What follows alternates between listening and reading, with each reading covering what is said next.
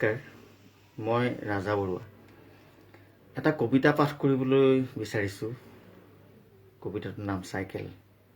কবি অজন্ত কুমাৰ বৰা, যোৰহাটৰ বালিগাঁৱৰ সুসন্তান, বিশিষ্ট কবি, লিখক।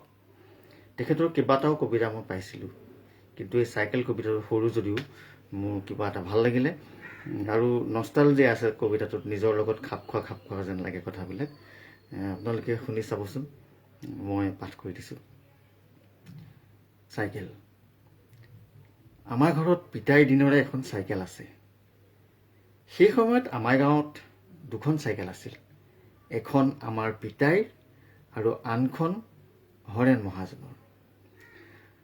চাইকেলখনৰ নিজা এটা ৰং আছে, চাইকেলখনৰ নিজা এটা গোন্ধ আছে। এই চাইকেলখন ঠেলি ঠেলিয়েই মই চাইকেল চলাবলৈ শিকিছিলোঁ। নিজাকৈ এখন চাইকেল কিনাৰ কথা ভাবিছিলোঁ। চাইকেলখনত উঠিয়েই পিতাইৰ লগত 2 মাইল দূৰৰ পঢ়াশালীলৈ গৈছিলোঁ।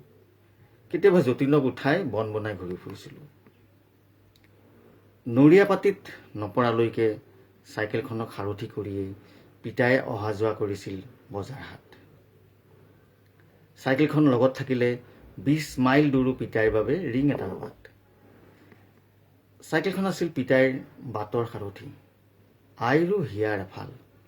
চাইকেলখন আমাৰ ঘৰৰ বহুকেইটা ঘটনাৰ সাক্ষী গোপাল। চাইকেলখন পিতাইৰ যিমান মৰমৰ, আইৰো। আয়ে মাজে মাজে চাইকেলখন চুই চায়, চুমা খায়।